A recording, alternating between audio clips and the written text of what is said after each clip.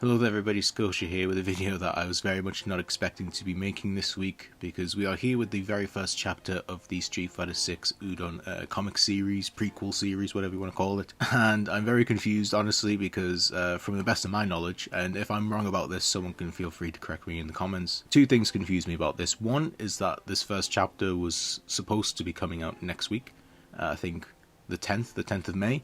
Today is the 5th of May, so it's Friday today, so it was meant to be next Wednesday, almost a week early. That's odd. So that's why I wasn't prepared to be making this video this week. I honestly thought I had until next week to do it. And the other thing that's weird is that Capcom have released this, for free. Like, this is being uploaded digitally, there's a website for it. And that's odd because I'm pretty sure I remember seeing and hearing from UDON that this series was not going to be released digitally. Like, that was a big kind of thing that they were saying, that, this is a physical comic series only. And the reason I think that is obviously because I said it, but the reason that I'm so confused about it is because I bought physically all 4 issues or 5 issues. I think it's only 4. Yeah, I bought all 5 issues physically because I was gonna get them delivered every week, and then I was gonna do the review. So yeah, I really don't know what's going on there. If they are releasing these for free digitally, then sure, great, yeah. But I wish they would have said that, or else I wouldn't have spent the money on it. But we'll see how it goes. Maybe this is just a one-off because this is the first issue. The other thing that's weird about this is that tomorrow, the 6th of May, so Saturday, that is apparently Free Comic Book Day, and to commemorate it, I think UDON said that they were releasing issue 0, so a prequel to the prequel series. They were going to release that for free on Free Comic Book Day. And obviously, that's tomorrow, and today we've got issue 1, so they've released issue 1 before issue 0. I don't know, really weird. Was not expecting anything like this. So this is why, if this is kind of rushed or kind of all over the place, because I was very much not prepared for it. But, we'll carry on, we'll get it done. So yeah, this is pretty much the first chapter that is essentially leading up to the story. It actually is leading up both to the story of Street Fighter 6 and the release of Street Fighter 6, because I believe the last issue of this prequel series comes out on the 31st of May, so literally 2 days before Street Fighter 6 actually comes out. So that's good. I think this will be a very interesting and fun way to kind of lead up to the actual release of Street Fighter 6, which is when, the door will open and we can, start making loads of content and covering Street Fighter 6 in detail, etc. So that'll be fun. But for now, yeah, this is just what this video is going to be. 2 things I want to say in terms of how this video is going to play out. One, you'll probably already gathered by now. I'm not going to be showing the actual content of what's in the comic. I know it's free, but I just I don't really want to get in trouble with UDON or anything like that for putting just scans or whatever of the comic in a video for anybody to read. So in that sense, you might as well just listen to this as a podcast format. There's really no point in watching anything visually. I might put something up on the screen if I'm referencing something, but I kind of doubt it. I don't really, at least for this issue, I don't think I'll need to put something on the screen like that. But if I do, I will warn you. So if you're listening to this and not watching it, you'll have time to have a look at the screen. But yeah, the format's pretty much just going to be how I do the JoJo Lands reviews, if you've been catching up with them. So yeah, might as well just get straight into it. So we start with a weird kind of dream/nightmare of, these 2 people in a forest at night, and they see some wolves and one person doesn't want to get close. And basically it is a dream because the person dreaming it wakes up and it's Mel Masters. And I said ages ago, I don't know if I've ever said it in a video, but I definitely said it on Twitter when they first showed previews of this comic. Mel is significantly older than the last time we saw him in Third Strike. So, that's really cool. They've definitely, moved the timeline on. There is a part later on where Mel says that, oh, when I was 6 or 7, I did this thing with my dad. So for him to, be, 6 or 7 in the past instead of, because if this was, about, a couple years after Third Strike, he probably would have been about, 6 or 7. But the fact 6 or 7 is, a period in the past for him, I reckon just based off how he looks and acts, I think he's about, 9 or 10. So I definitely think we are about 5 years after Third Strike, which is pretty crazy. I mean, that's a long period of time. I think if anything, that might be a longer period of time between Street Fighter 3 and Street Fighter 6 than it was between Street Fighter 2 and Street Fighter 3, which is, funny because that's one of the biggest things people complained about, oh, they skipped too far in the future. Well, they've done it again, but obviously no one's complaining this time because you got all the Street Fighter 2 characters there, but I digress. But anyway, so we're introduced to Mel and some guy he's with, probably a bodyguard from the Masters Foundation, and he wakes up, sweating from this nightmare, and he just puts his headphones on when the guy asks, oh, are you okay? So obviously Mel, straight away shown to be a bit kind of an introvert maybe, you know, kind of not really somebody who expresses himself much, or kind of like is open to kind of, I guess, not strangers, but like people he's not really familiar to talking to him, which is interesting. In the previous, you know, times we've seen Mel, especially when he's a kid in like 5 and 3, he seems very outgoing, seems very kind of like energetic. So for him to kind of like now have grown up a bit and is a bit more introverted, like, you know, there's nothing wrong with being introverted, but it's kind of like, it's interesting to see. But, you know, like they kind of go into a bit later maybe why he's so distant now, but I'll get to that when we get to that. We then meet Luke outside an airport as Mel and his bodyguard get dropped off, because obviously it seems that Mel is here in this country, which later on is said to be Nayshall, so obviously the very important, you know, new country that is being heavily promoted in Street Fighter 6. So I think the prequel series, you know, I think the descriptions for the prequel series all said that this is mostly taking place in Nayshall, so that makes sense. But we're introduced to Luke, obviously a bit of a younger Luke. He's working for a PMC company, and almost his first line of dialogue is Luke being a complete idiot, because he says like, oh, Nigeria is a country in South America. Obviously not. I don't know, I guess there's better ways to show that Luke's an idiot, but at the same time, like, I never really thought he was an idiot in, like, the other, like, you know, in 5 or in the stuff we've seen of him in 6. Like, yeah, he's goofy and a bit, you know, kind of Zoomerish, but I wouldn't call him, like, stupid, but he's very stupid in this comic. Not all the time, but definitely in these moments, like, it's like, yeah, he's kind of an idiot. So, you know, maybe in his story stuff that we haven't really seen yet, in Street Fighter 6, he's a bit more of an idiot, but so far, it's a weird bit of a disconnect there. Like, I never thought he was that stupid in the games, but, you know, whatever, really. So Mel introduces himself to Luke, and, you know, it's very, again, a kind of very awkward conversation from Mel, as he's very timid, very, like I said, introverted, and him and Luke speed off and they leave the bodyguard behind. And then, you know, Luke's just kind of like trying to chat to him. You know, Luke obviously very extrovert, I think is the term, like the opposite term for introvert. He's, you know, chatting and just kind of like making small talk, and Mel's not really giving a lot. And I will say now, I very much liked Mel a lot in this issue. He's probably like my favourite character in it, honestly. I just really liked him. I thought, you know, he had a good showing here. It was very interesting to kind of get his take on some things, especially his relationship with Ken, which again, I'll get to in a minute. But we actually have a very interesting bit of dialogue here from Mel that I think is actually kind of like very kind of poetic in a way, where, you know, Luke's like, oh, you know, it's crazy how big the world's getting, because they say that Nayshall is like a very recently kind of like, it's recently gained independence from the country it used to be a part of, and, you know, and Luke basically says like, oh, the world just keeps getting bigger, and then Mel has this like internal monologue where he's like, no, it's getting smaller if anything, because like I got here in no time at all. Like normally, like it would have taken days. Like I'm here in a country that like my friends have never heard of. Like I just immediately get jettisoned around the world. So in Mel's eyes, the world is small, because he goes from A to B to Z to all over the world following Ken around in like no time at all, because of, you know, Ken's money and private jets and bodyguards and stuff like that.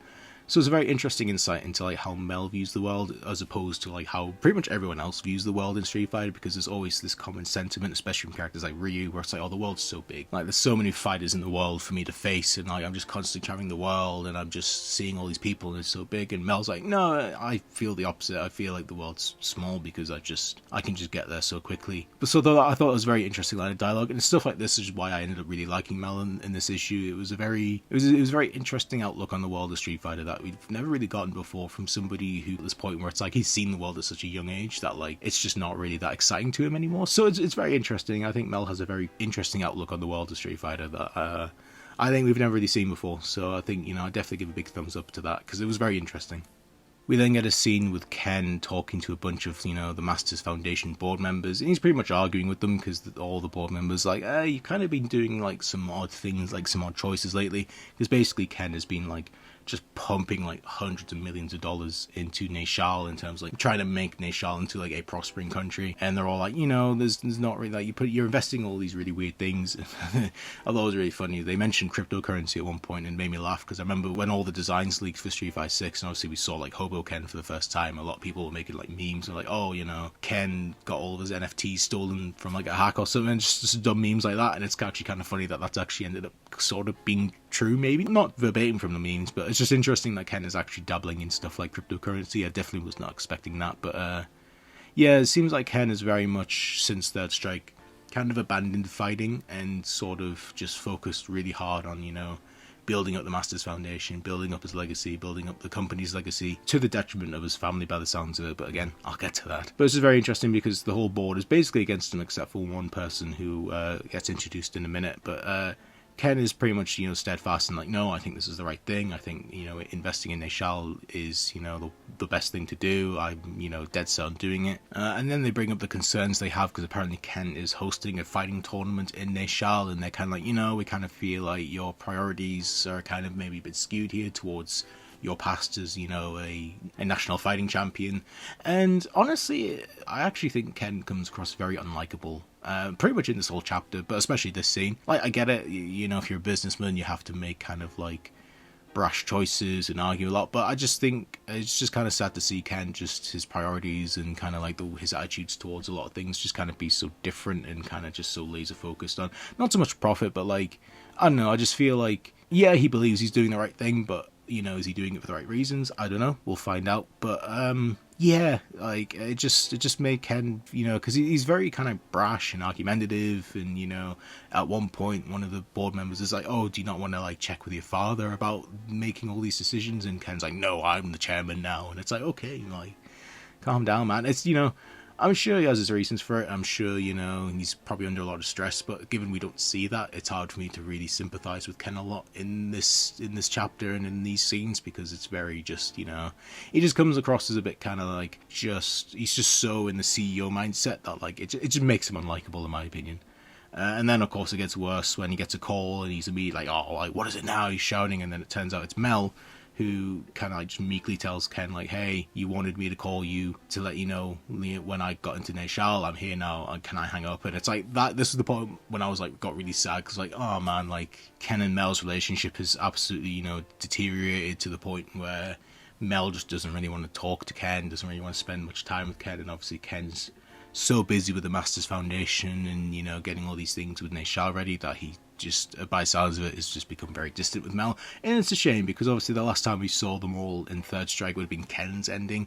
It ended with the really happy shot of like Ken, Mel, Eliza and Sean all just being really happy, and just, it was a nice shot, and it's one of my favourite shots in the series, honestly. It's just when they're all like just laughing together, and it's just a very nice image. And in some ways, like, I'm fine with us getting to this point where Mel and Ken are a bit distant and, they're not exactly, on the best terms, but it is a shame that we never really, and then we're pretty much never really going to get or see this period where, it was Ken and his family and Sean and just being this big happy group together and, the training and all that. I will get to Sean in a minute, like, trust me, like, I will talk about Sean at some point. But it's just sad to see, and I'm not saying that in a bad way. Like, I think it's effective, and I get that. I feel like this is what they wanted people to feel. They wanted people to be bummed out that, Ken, the family man, is kind of like, the family man side of him is kind of like slipping away. I think that was the point. So, like, I'm not like criticizing the comic for that or the writers for that. I think it was very much the intended purpose, but it's just sad to see, it's sad to see them just kind of have grown apart so much and just neither really, spending the right amount of time with each other or interacting each other in the right way. So it's just sad to see, really. And again, just another really unlikable moment from Ken when Mel is actually, like, maybe for the first time even just fully just saying what his issues are, like why he's so down, why he's just, what's bugging him, and like just this thing of like, yeah, there's a bit here where Mel says, I'll just read a line out where he says, it's all about what the great Ken Masters wants me to do. You're always saying that I have to see the world, but you've never seen what I want. You're not even trying to. And Ken gets really angry at this, and like at this point I was already like, man, Ken's kind of coming across as very unlikable. And then Ken gets very mad and is just like, starts it pretty much on the point of like almost like shouting at him until like Ken's just like, that's enough. And then, yeah, it's a bit of an awkward scene, and then obviously Luke just comes and jumps right in and is like, hey, I'm Luke here, I'm dropping your son off soon. And then, like, Luke kind of just ends the conversation. Whether or not he intended to do that, whether or not he was just, being dumb Luke, I don't know. But, yeah, very awkward scene that, yeah, again, I don't know really what they want for me to feel about Ken in this chapter. Like, should I feel sympathetic towards him? I feel like they kind of do, considering what happened to the end of this chapter. But I don't feel much sympathy for Ken. If I feel any sympathy, it's for Mel. I think he's very much just the kind of ignored son of the billionaire CEO. Yeah, it's just sad to see, and like I don't really feel any real sympathy for Ken, to be honest, in this chapter. I think a lot of what's going on here with his family life could have been avoided, really. Not to say like he had to like completely abandon the Masters Foundation and being a CEO and stuff like that, but it's just a shame that he's just kind of become so blinded by this thing with Nayshall. But obviously I feel like this is going to be the overall like arc for Ken in this game. I feel like by the end of it, he's going to have learned, the value of family, and I'm pretty confident at this point his ending is pretty much going to be him reuniting with Mel, and, I don't know if he's going to, straight up, oh, I'll be a better dad from now on. I don't know if it's going to get to that level, but I feel like he's pretty much going to learn the value of family at the end of Street Fighter 6, but we'll see how it goes, obviously. So then Luke, kind of talks with Mel, and he's like, oh, someone's a bit moody, I guess, and then eventually find out that Mel was supposed to be going on a camping trip with some friends, and, he's very bummed that, he had to cancel that because at the last minute Ken was like, oh, bring Mel to Nayshall. And, and then him and Luke kind of have a bit of a bonding thing, sort of. I mean, Mel's not really that receptive to the bonding that Luke is trying to do. The scene after this is Ken meeting with, some prominent people in Nayshall, including JP, who we finally get the full name of, and his name is Johan Petrovich, which is funny because I'm pretty sure this is what most people assumed his name to be, because ages ago, people saw his name, saw JP's name. I think it was when they revealed the World Tour intro. You see his name in graffiti at some point, and it looked like Johan Petrovich, but it was very hard to actually fully say what it was. But it was correct. His name is Johan Petrovich. Why, he's called JP in the game instead of Johan or something, I don't know, but it's whatever really. Basically him and Ken and these people just have a big talk about the tournament that Ken's got coming up. Obviously Ken's very excited because I think, deep down he still wants to fight, but he's just been, putting all of this CEO and Master stuff on top of him so much that he doesn't have a chance.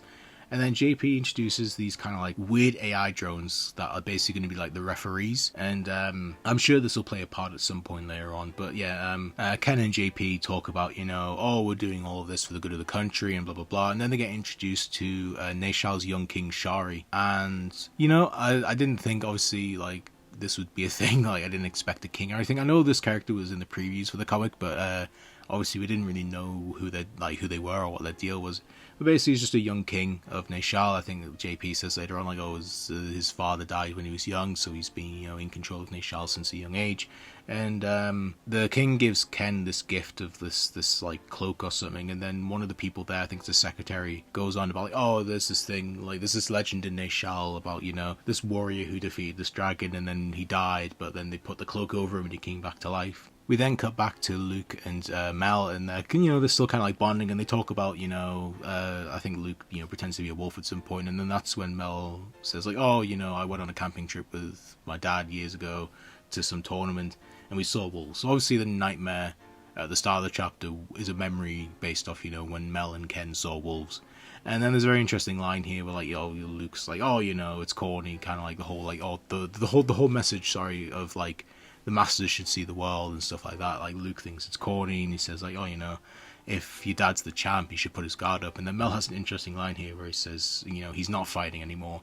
So their direct confirmation, Ken is not really a fighter anymore. He's fully just immersed himself in the CEO stuff. And I might as well talk about Sean now, because I don't know if I'll really get the chance to kind of segue into it perfectly. But yeah, no Sean mentioned at all in this chapter, which to be honest I wasn't expecting. I'm not really expecting him to be mentioned at all in this, in this whole prequel series. I think it's going to very much be focused directly on Ken and Mel and stuff like that. But it's just interesting because I think at this point, just based off the dialogue, I think if, Ken did actually end up sticking with his training of Sean, I think at this point, Sean's training is probably long over. It probably ended a long time ago. So, it's a shame that we never really got to see any of Sean's training with Ken. But, I think it at least opens up the door for, Sean to, if he ever eventually becomes playable again, to kind of be more of his own thing. Because I think at this point, him and Ken have definitely not been, as close in the last couple of years. I definitely think, Sean at some point has moved on, Ken's finished the training, and they've both kind of gone their separate ways. But, we'll have to see, I guess. But yeah, the fact, like I said, I didn't expect him to get mentioned because I don't think he's really going to be relevant to the story, at this particular moment, in the build-up. I think, because I still bank hard on Sean having a cameo at the end of Ken's arcade mode, because I think if Sean's going to actually come into the story of 6, I feel like it would be after Ken goes on the run. And kind of he will become aware, oh shit, my master, my idol is in trouble, I need to go help him. That's my theory on how Sean would play into the story. So this point when nothing's really going on yet, I think that would be when, I don't think Sean would really be, involved at that point. But like I said, we'll have to see. But it's still interesting, but it's a bit sad because so long now I've always wanted that continuation of Third Strike to see what these characters are doing, you know, post Street Fighter 3. And yeah, we've got it, but at the point where like it feels like we're so far ahead now that it's like they don't have to like directly continue on from that. It's like we've jumped to a point where we're far enough where like everything that was going on in Third Strike at the end of Third Strike, like, has now happened. Like all those things are now concluded, and we're now at a point where like these characters are going to be doing their own thing. So like, yeah, in that sense, it's a shame because you know, I doubt we're ever going to really get like a true conclusion or, you know, follow up to Third Strike and Street Fighter 3 in general. But it is what it is. I can't really complain about it, to be honest. I'm just glad we're actually finally past, you know, Third Strike in general. But yeah, so at least we have direct confirmation that at some point after Third Strike, Ken stopped fighting, which is interesting. I definitely did not expect that to be where Ken would go after Street Fighter 3, but it's still interesting nonetheless, even if, you know, I'm a bit bummed by it. We're now in the kind of conclusion of this issue because as Ken and JP and the others are all leaving the fighting arena after meeting the king, one of them, the secretary, starts kind of like going on a bit of a tangent about how like, oh, you know, like not everybody's actually like happy that Ken is coming into the country, just putting billions into it. And then all of a sudden, one of them notices like, oh shit, there's actually like a fire in the middle of the city, and then that's when JP reveals like, oh no, there's actually like protesters like that have been protesting the government and, you know, political demonstrators and stuff like that. So obviously like Nayshall, you know, is a new country, but it's not exactly going swimmingly, like despite Ken putting all this money into it. You can tell that Ken is obviously like kind of bothered by this. I assume he thought, you know, he's been saying the whole time like, oh, I've been doing this, you know, for the greater good, almost like I've been doing this to help Nayshall, you know, for their benefit. And I think, you know, it kind of bothers him a bit that, like, you know, despite him believing he's doing the right thing, obviously, like, not everybody in Nayshall, like, necessarily agrees with him or, you know, is grateful for him for doing that.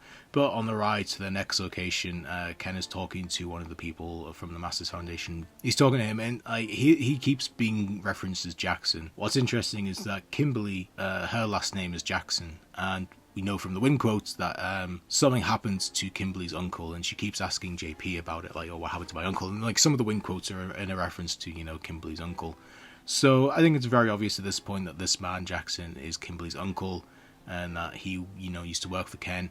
And we're going to see what happens to him in the end in a minute. But Ken and Jackson are talking, and, you know, he kind of gives Ken a bit of advice, kind of like talks about his father in terms of, like, you know, like, because Jackson used to work for Ken's dad. Obviously now I assume Ken's dad is retired, and now Ken's kind of taking over.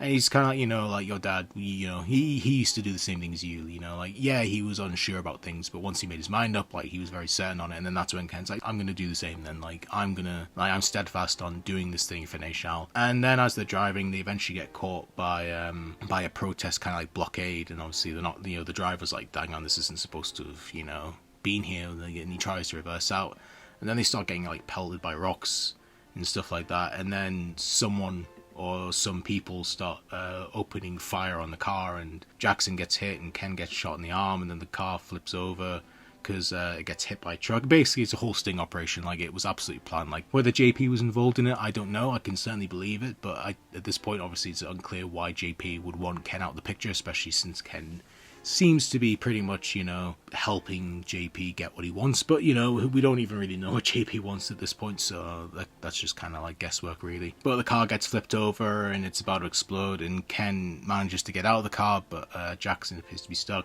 But Ken is pretty much saved by these two people who were watching him earlier. And, you know, Ken tries to get Jackson out, but Jackson, like, pushes Ken away because he knows it's too late. And then the car explodes and Jackson's killed. So this is what happens to Kimberly's uncle. We finally know now. We've known something happened with Ken and Nayshall and JP with Kimberly's uncle. But, yeah, it's very obvious now. This is what happened.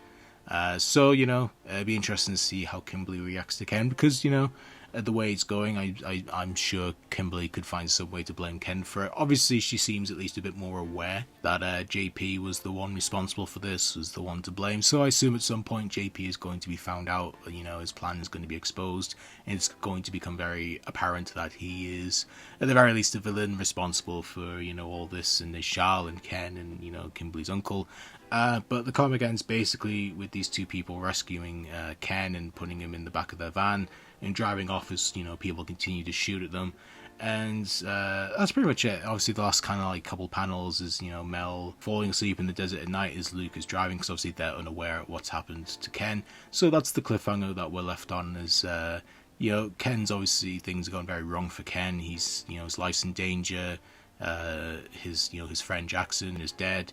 and Luke and Mel are currently heading basically into the Hornet's Nest, so to speak. So very interesting to see how things go from here. I'm very interested in seeing chapter 2. But yeah, so I'm going to leave things here. Thank you all for watching if you did, and I shall see you. I don't know, to be honest, because like I said, I don't know when they're doing chapter 2 or anything like that. I'll see what's in chapter 0. If chapter 0 is just like a fun little side thing, because like UDON have done some of them before, where they do like an issue and it's just like random fights with no real story. If that's the case, then I won't do a review of chapter 0, because there'll be nothing really, in there to really worth talking about, like if it's not going to be as story heavy as this one was. But yeah, I shall see you all later. Thank you for watching. Goodbye. We await your return, warrior.